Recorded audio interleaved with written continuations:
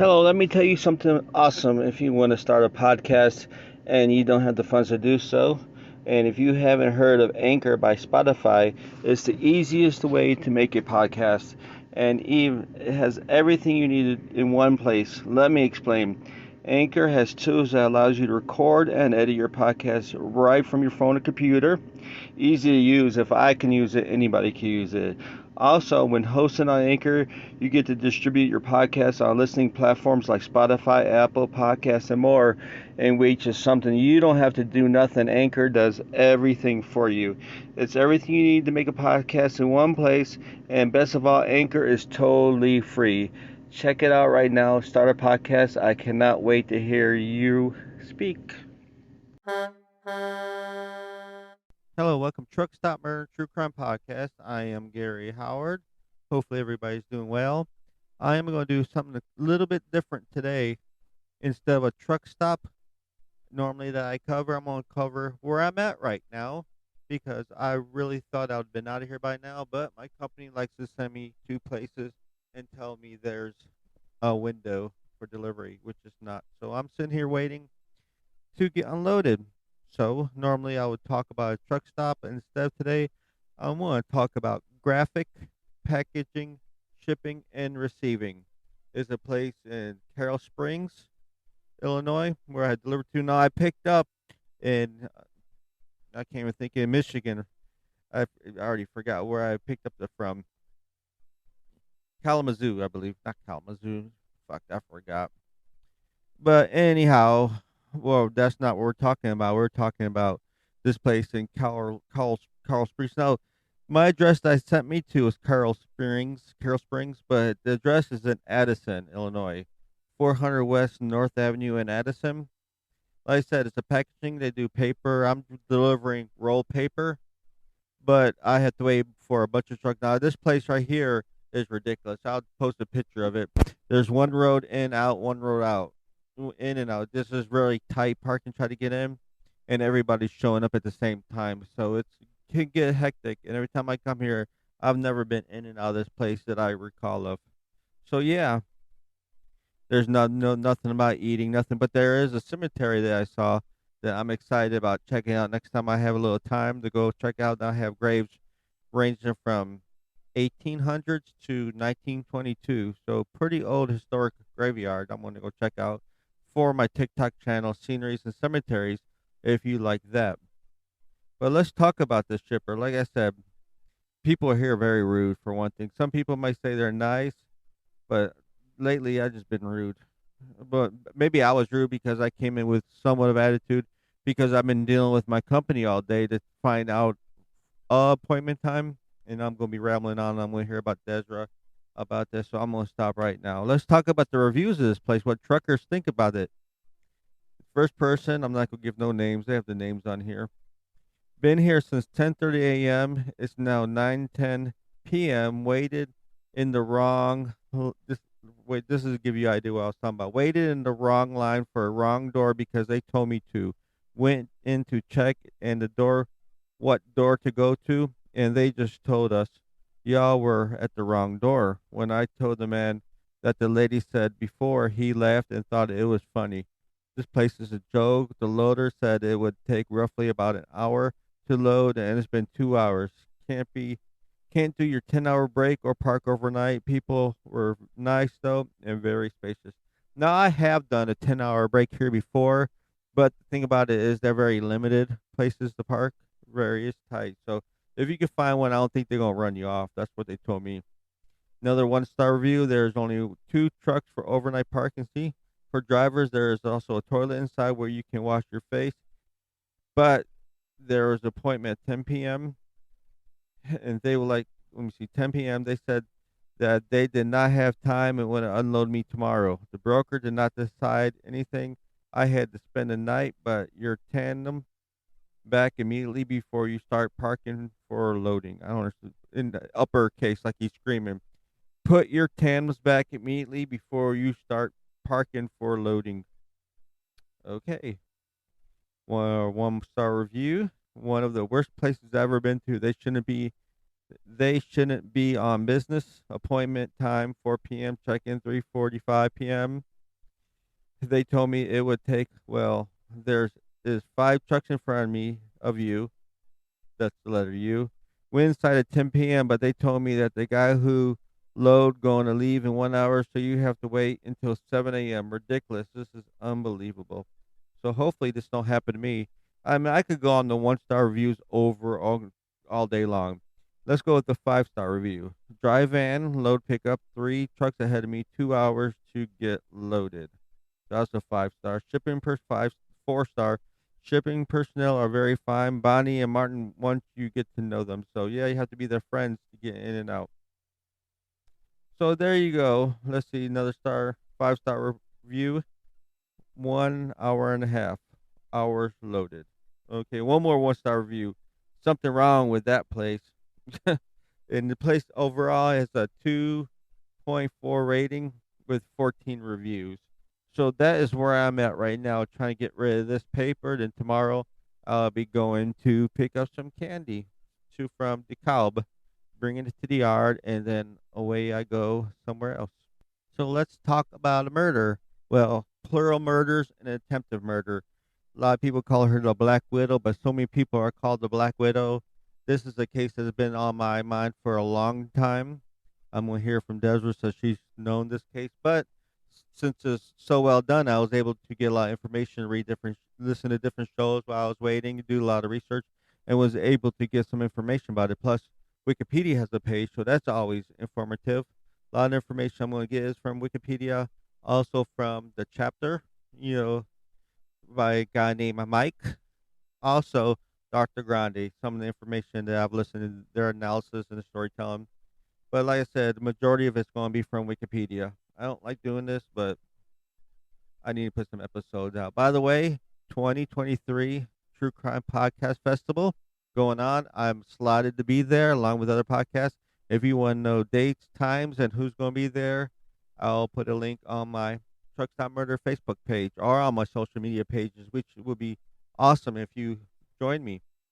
So let's talk about Stacy, the daughter of Jerry Daniels and Judy Eaton.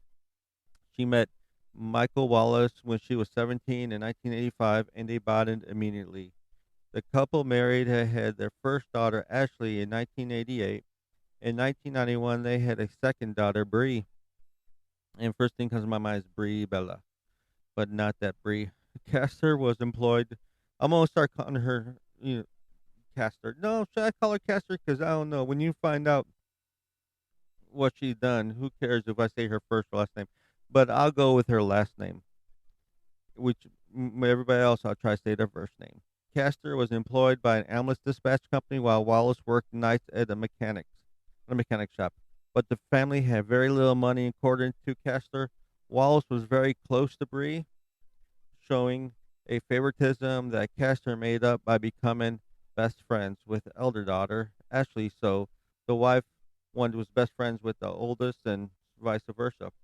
That was despite their closeness with their children, the couple grew apart, and it was rumored that each was having affairs with each other.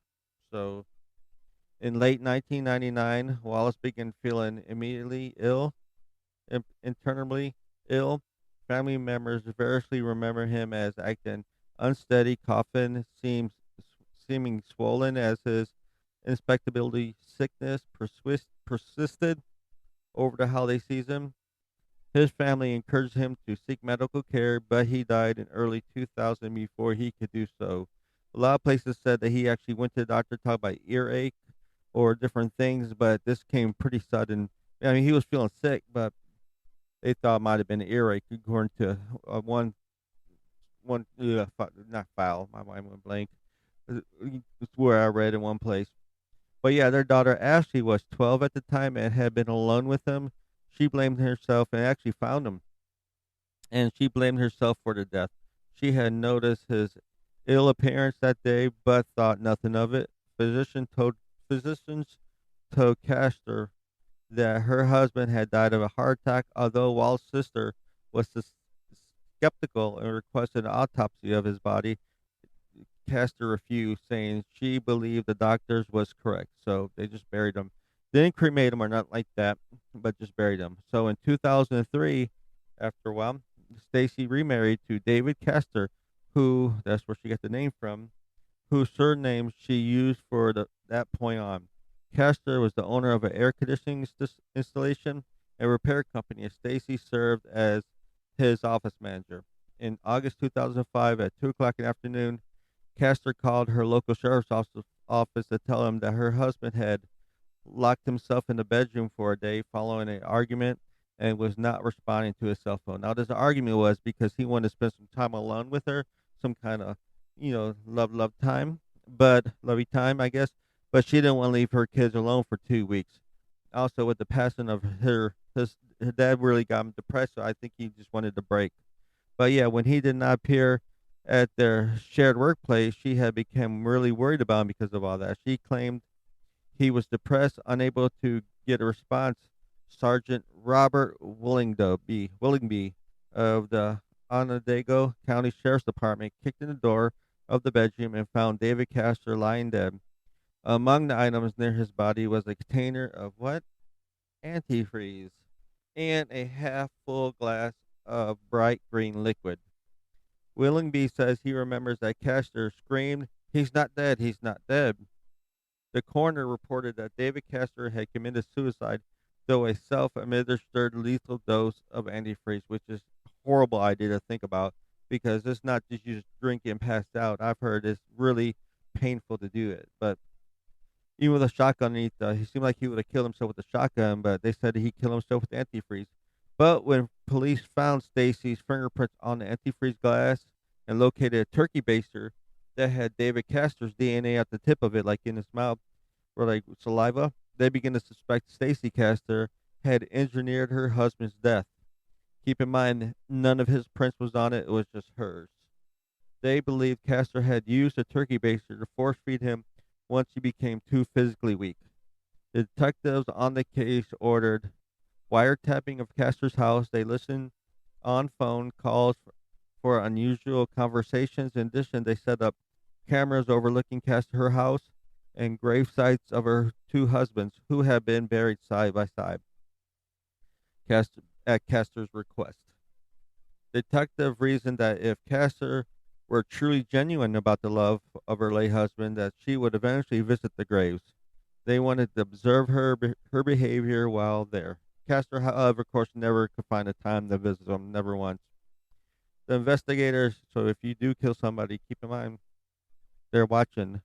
The investigators soon felt the only way to prove Castor's responsibility for both homicides was to have Wallace's body exhumed. A toxicology screen ruled that Wallace had also been killed through antifreeze poisoning. So, what to do? I mean, her scheme is coming up, falling apart. They're really figuring out what happened to her two husbands. What does she do?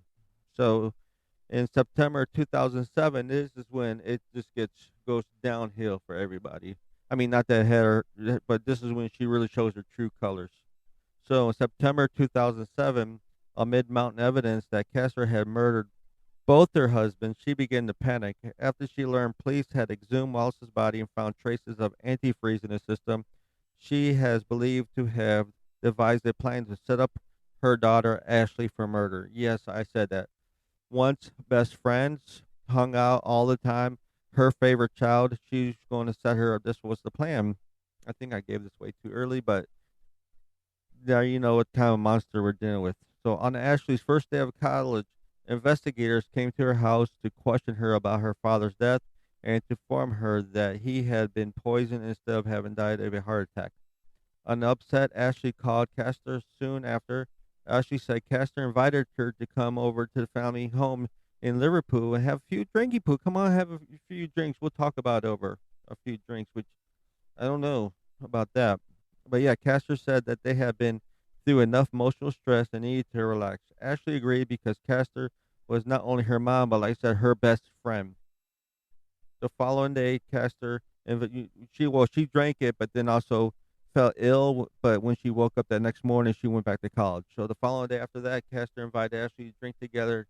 To again, she says that her mother offered her a nasty tasting drink that she at first refused, but eventually drank because she trusted her mom.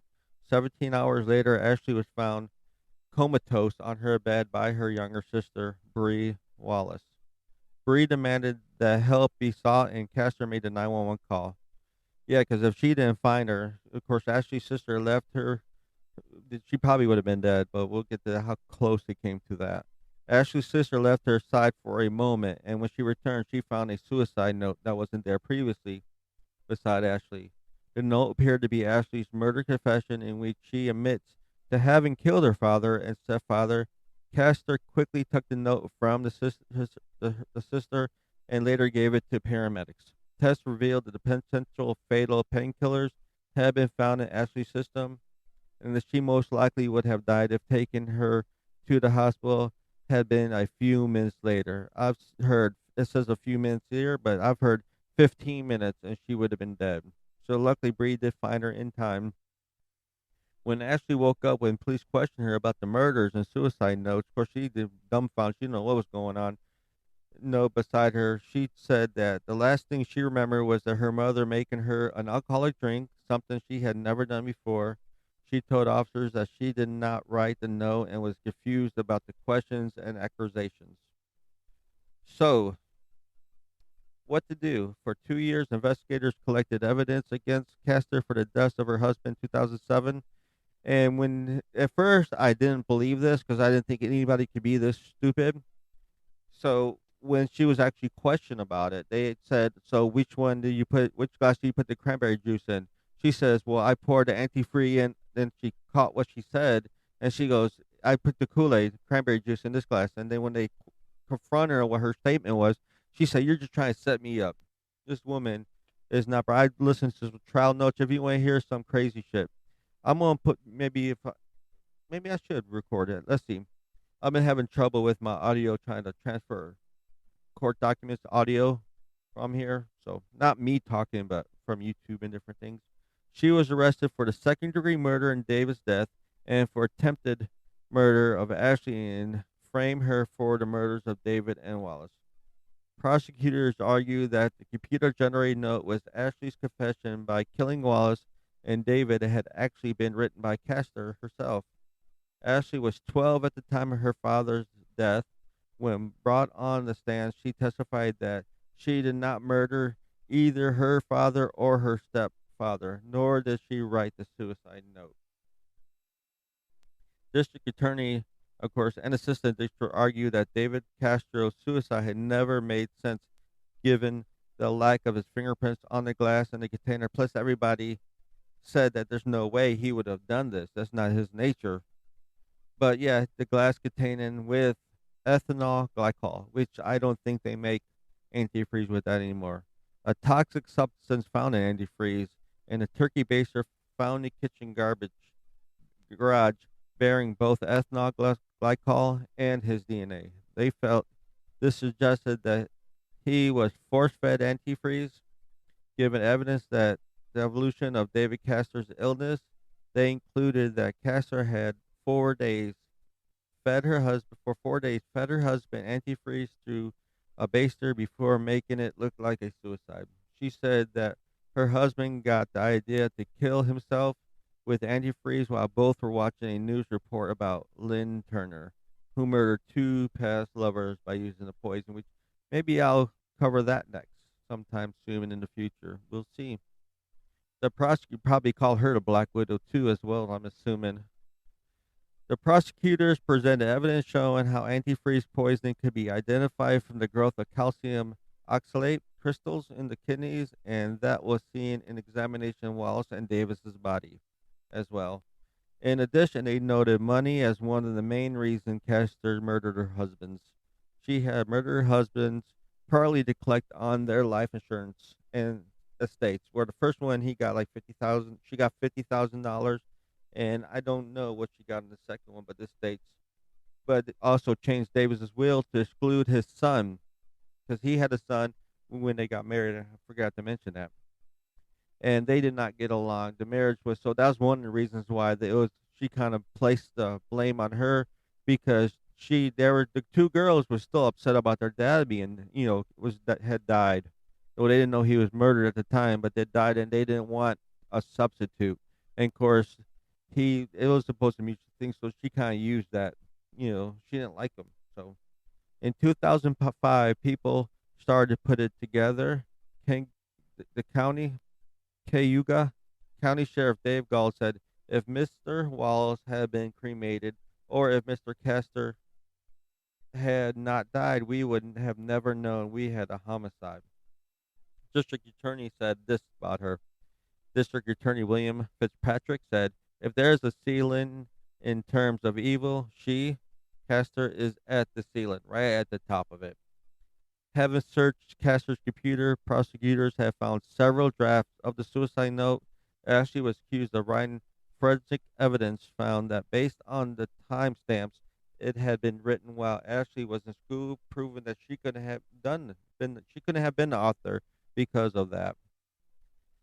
They argued that the suicide attempt had actually been a planned out murder attempt by Castors against Ashley. On the stand, Ashley retold how her mother had convinced her to drink the 2 nights before she almost died. She repeated that she only drank the nasty tasting beverage because she trusted Castor. She maintained her innocence of the two murders and the writing of the notes.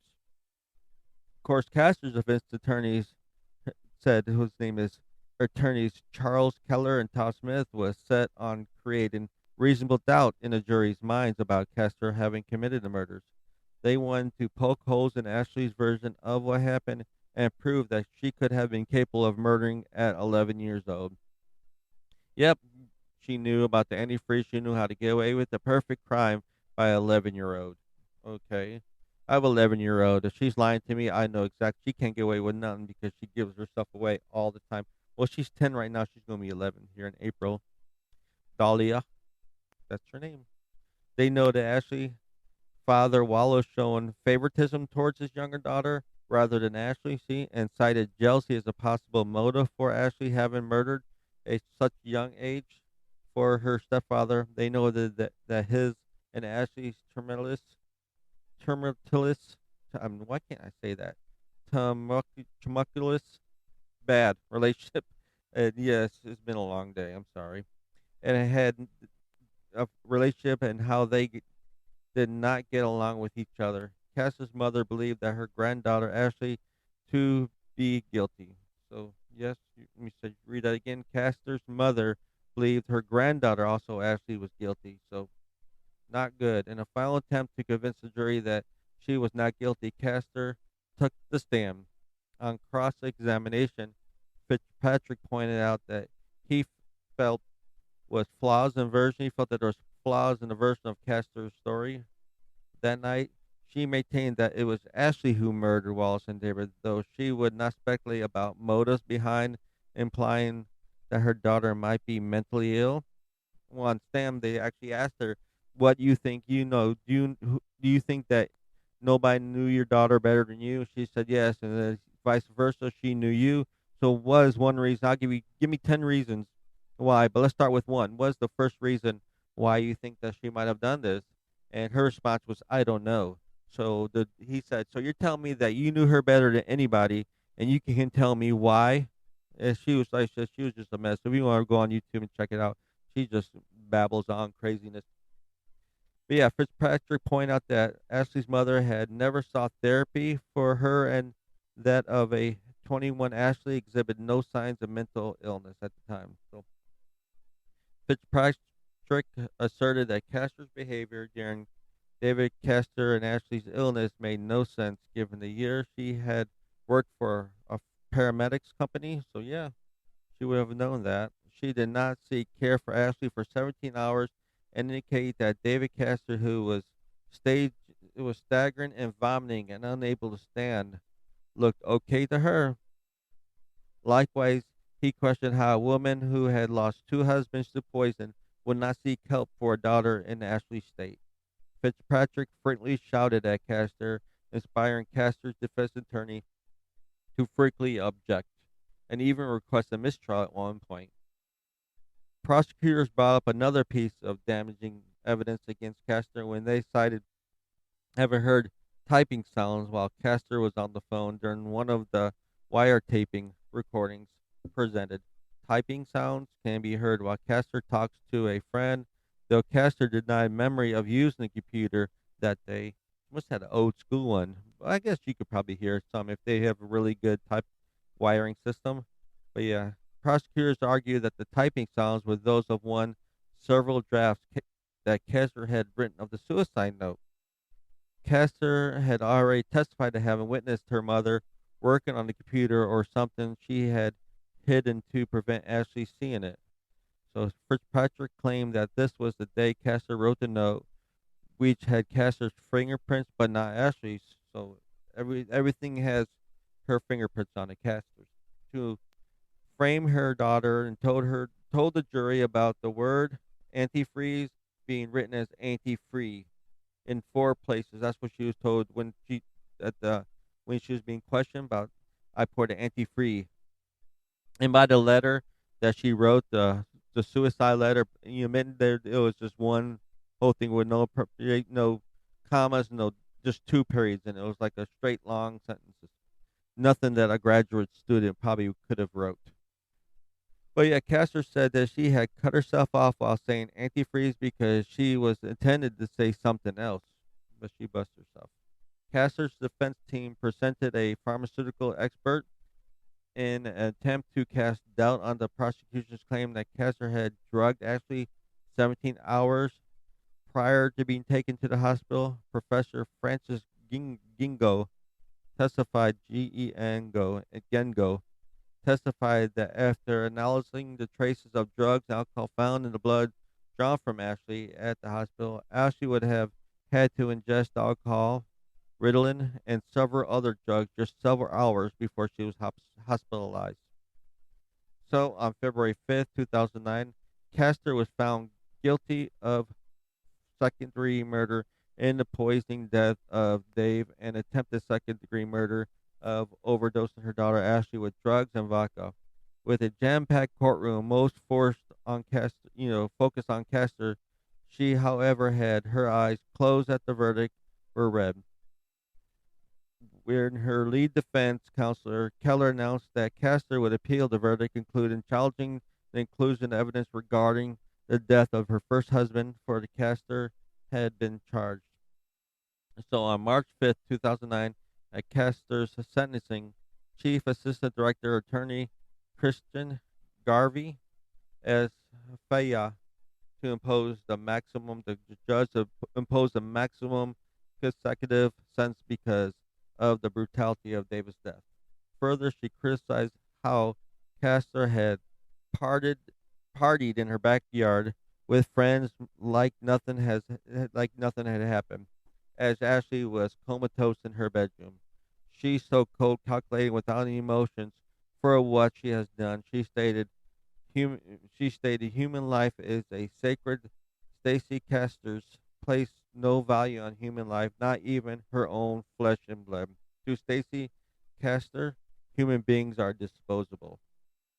David's son, who Castor had cheated out of his inheritance, pleaded that Judge Farah for Castor be severely punished. He said, Your Honor, she is a monster and a threat to society. He said, she was she has created so much pain and death with this, creating multiples of pain and death in the families. Let me read that again. She has created so much pain and death with this, creating multiples of pain and death in the families of those she has hurt. Judge Farrell told Castor that he had never seen a parent attempting to murder their child in order to set their child up for a criminal crime they themselves committed, and declared Castor in a class of all by herself. He sentenced her to the maximum of 25 years to life for the murder of David Castor and to another 25 years for the attempted to kill Ashley. For forging David's will, he ordered Castor to serve additional 1 1/3 to 4 years in prison. The trial had lasted for 4 weeks. An emotional Ashley told the judge she hated her mother for ruining so many people's life, but still loved for the bond that she's originally had with her. And let's see, let's Ashley speak for herself. Good morning to both of you again. Thank you. The biggest question I ask is why? Why did she do these things? I know that's probably never going to be answered. There are so many things that she has ruined. She'll never be able to see Bree graduate. My father will never take me down the aisle. She'll never get to see her grandchildren. All those things she took away from me. She killed 2 people and tried to kill me and blame it on me and blame me for the other deaths. That bothers me so much. I had to pretend for a year that everything was okay, that nothing was bothering me, even though I was worried about the trial and worried whether the jury would believe me. I hate my mother for ruining so many people's lives. I didn't even know why she did it. What gave her the right to play God with people? And I hate her for having me be the one that found my dad, just like her for having Bree found me. I never knew what hate was until now. Even though I do hate her, I still love her at the same time. That bothers me. It's so confusing. How can you hate someone and love them at the same time? I just wish that she would say sorry for everything she did, including all the lies. And though I feel bad for her today as she sits there all by herself, she's the one that did this to herself and nothing bothers her. After my mom is sentenced today, I'll go back to my loving home with people who care about me. She's not gonna go home. And if she hadn't chose to do these things, she could be home with me and Bree. She would not have to worry about anything. I've cried enough tears about this and I don't want to cry anymore. I just want it all to go away, but I know it will never go away. I have to live with this for the rest of my life. There are times when I get afraid, thinking I might turn out like her because she was good at one time. But I know I won't, and I know I could never hurt my children like she did. I hate how she tried to make me look stupid in that note that she wrote. I've tried so hard to make something of myself. I have a 3.9 GPA, and still she tried to make me look stupid. But Mr. Fitzpatrick made her look stupid with her lies. I hate how she made people choose side in our family and with our friends. Bree and I are children. People are supposed to stand up for us. But she's an adult, and that is the decision she made. I think about this at night, and I can't even imagine what's going through her head. All the things that she can't do. I had all these fears about if the jury hadn't believed me. What if she got out and tried to hurt me again? Or what if she tried to hurt my sister? I didn't kill anyone, and I didn't try to kill myself. I would never leave my sister or Matt. I just don't understand how you can say you love someone and in the next breath try to kill them. I wish she had told me what was going on. She was my best friend, and she took that all away just because she got scared. Well, I was scared too when I was in the hospital all by myself and I wanted my mom. But she was the one that did this. I just want to sleep one night without thinking about this. I'm not an angry person, and I hate being mad at her. I want to forgive her, but I'm not sure if I can. I just hope God can forgive her. She has to listen to me this time. I didn't get a chance to say goodbye, and this will be the last time I get a chance. As horrible as it makes me feel, this is goodbye, Mom. As hard as you tried, I survived, and I will survive because now I'm surrounded by people that love me. I'm going to do good things in this world, despite making me, in every sense of the word, an orphan. Thank you, Judge Fahey, for letting me express my feelings.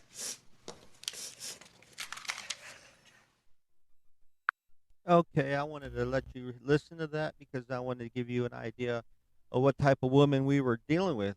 That she would do this to her own daughter, first for her 2 husbands for payment, and then because she got scared of going to jail, what she would do to her own daughter. Like I said, her best friend, but mainly her daughter, her oldest daughter, firstborn, or any of their children. But yeah, Fitzpatrick said that New York sentencing guidelines, Castro would have to serve just over 51 years before she became eligible for parole. At her age, effectively a life sentence. So, Castor, New York, to talk a little bit aftermath on it. Castor, New York Department of Corrections Inmate number 09G0209 was placed in Bedford Hills Correctional Facility for Women in Bedford Hills, New York. Even with credit for time served, her earliest possible release date on June 15th, 2055. Slightly over a month shy of her 88th birthday. So yeah, that's just when she's possible release date.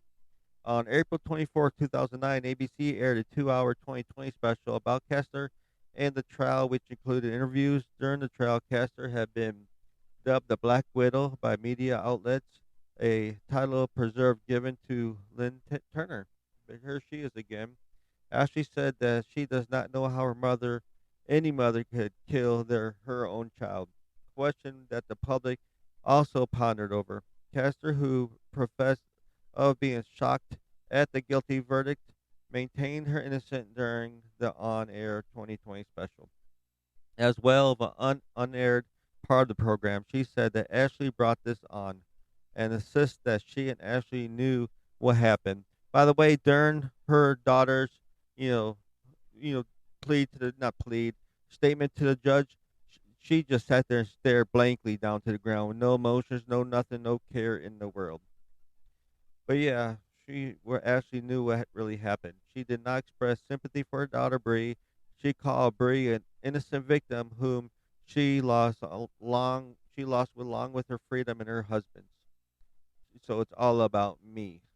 By the way, that I forgot to mention, that suicide letter, instead of saying how I feel sorry about what I've been through, what I did, it was mainly that my mom's innocent. I feel bad about my mom.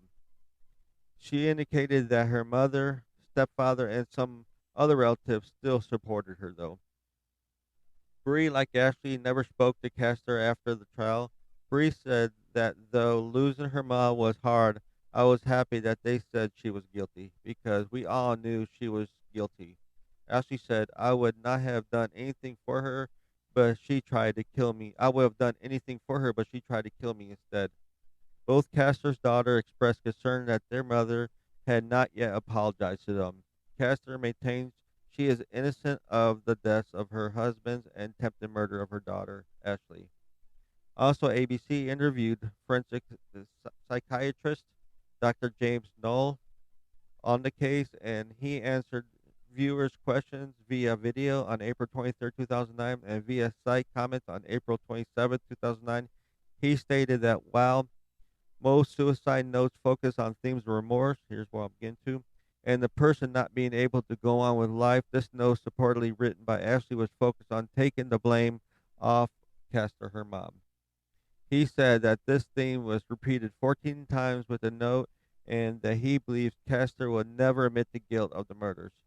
The code of murders such as this, he said, is deny, deny, and deny until the bitter end.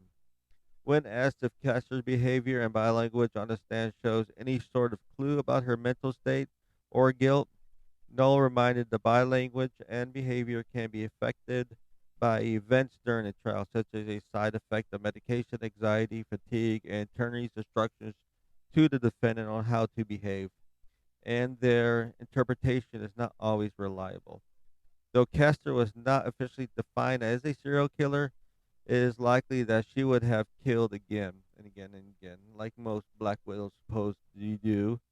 Noel said that the killers may have many different motivations. He described Castor as a Black Widow type rather than typical serial killer. He described a Black Widow type as a woman who kills husbands or lovers for maternal gain, or opposed to typical serial killer men who consistently, kill for sexual or sadistic motives. He relied on psychopathic traits and histories of childhood abuse have been consistently reported in those women, and suggested that if Castor were guilty of the crimes of which she had been convicted and accused of, when she would be demonstrating psychopathic traits, including regarding even her own child as an object to be used for her convenience at her convenience. Also, Forensic Files had an episode titled Freeze Framed regarding Castor. In addition to the Turner Castro antifreeze murder cases, similar cases were reported in 2008 and 2002. A man had been convicted of murdering his wife by antifreeze in 1998. I think that's a lot of reasons why they change the active ingredients in antifreeze from the Glock to something different. I don't think. I mean, I guess you could probably still find it, but yeah, let me know if it's still in there. I'm saying this shit, and I don't even. I did not fact check this before I said it. So if I'm wrong, let me know, please. And like always, if I do anything wrong or you have something, please let me know. Like some people in the past told me what am I doing wrong and how I can fix it. Instead of saying you're a fucking asshole, can't speak. Well, how can I speak? I know that's a bad scenario, but yeah, the letter. Let's get back where I was at. As a murder, she is eventually the letter led to his prosecution by his wife. Let's wait a second. A letter by his wife by antifreeze in 1998. A letter she had written before her death incriminated him as the murderer. So she wrote this. If she were to die, eventually the letter led to the prosecution series Sexualized Murder, Series 2, Episode 3, as well as describing the events leading to the trial, included an interview with the district attorney in the case. The DA pointed out Castor may have murdered her own father, too. Look at there. Jerry Daniels, who died February 22nd, 2002, shortly after his daughter visited him in the hospital where he had a minor lung complaint. Castor's first husband's family believes Castor may have killed her father, having bought an open can of soda and for her father to drink in the hospital. She was the executor of his estate. So, where is she at now? Well, I guess she's not in jail no more, but don't worry, she's not free either. Castor was found dead in her cell the morning of June 11th, 2016, which was not immediately apparent on how she died, and the matter of her death was listed as undetermined. It was later determined by the DA's office that Castor died of a heart attack, kind of like some of her other husbands who also died of heart attacks. Maybe there are some crystals in her body from antifreeze, but no, there's no evidence of suicide or foul play. So there you go. Also, another television show that talks about Stacey Castor's story was adapted into a Lifetime film, Poison Love. The Stacey Castor story, as part of it, it's ripped from the headlines. A part of it is it's called Ripped from the Headlines. Feature film series. This made-for-television film was first transmitted on February 1st, 2020. The film starred Nia Vardalos, who played Castor herself. Via Nia Vera Vardalos, Vardalos. So there you go. There's the story of a fucking crazy, ugly ass bitch who killed two husbands for money. Her husband Mike Wallace and David Castor, and then turn around and try to kill her oldest daughter, Ashley, for so she could blame her for doing that. So she couldn't take the blame for it, just to be fair to go to jail. And she died, thankfully, but never confessed to it. So if you like to tell another story, please let me know. Join me, rate and review anywhere you're listening to it. For some reason, I keep on hearing that iTunes is the place to be, like the people in Honduras do. They listen to me, and I'm still on the charts there. Thank you, wonderful people of Honduras. I like to add more countries. Now, in the past, I've had some more countries, but I really would love to be on the U.S. True Crime Podcast, but I have a long ways to go for that. Also, a reminder, 2023 True Crime Podcast Festival. Information will be on my website, my Facebook groups, Twitter, all that. I'll put that on as soon as I leave here. And also join my Facebook group, Truck Stop Murder and True Crime. Also, Instagram at Truck Stop Murder and True Crime. Twitter at Truck Murder. And also, you can email if you want. I got my email situation fixed out. I'm receiving emails at truckstopmurder@gmail.com. Or if you want to help me out, maybe get some better equipment so I can start doing more of them segments from like court cases, court segments and stuff like that. You could join my Patreon group with early access. It's Patreon/Truck Stop Murder.